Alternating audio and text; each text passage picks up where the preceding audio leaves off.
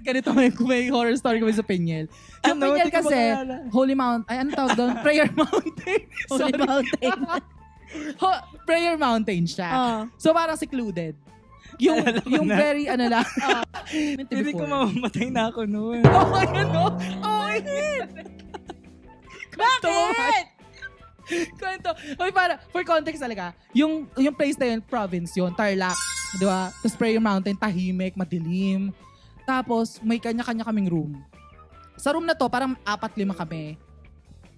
Puro boys. Bunk beds, gano'n. Tapos tayo magkatapat tayo. Hindi, magkatabi tayo. Pagpunta namin doon, naglolokohan kami. Naka L3 kami nun eh. Naglolokohan kami na may bababa dito. Bangkay na. Oo. As a joke. Na nasa gitna. Bilang main character, siya yun. Siya yun. Siya si Hannah Baker. Parang sabi doon, dahil malapit tayo sa gate, yung kwarto, di ba yung lugar holy? Oo. Yung mga nasa labas ng gate, mga nag-aabang, mga masasamang element. Oo. Pinaisip Kumbaga yung namin. shield. Feeling namin, ang lapit din sa amin ng mga naghihintay. Ganyan. Tapos, nagbasa ako ng Bible. Ayun na, maganda. Yun na, alala ko. Yung word dun sa Romans, yung about death. The death, ganyan. Tapos nagtugma-tugma. Meron pa, may simak nga, may kinuwento eh. Oo. Kaya dumagdag yung intensity ng gabing yan eh.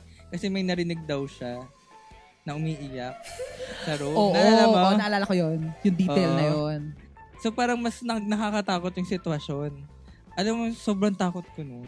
Sabi ko sa niya, pray tayo. Tapos alam mo ba, sobrang dikit ko kay RJ Mahiga. Nakaganto talaga ako. Parang feeling ko hindi na ako mabubuhay kinabukasan. Hindi nga siya nag-pray out of the blue. Talagang convinced na siya yung mawawala.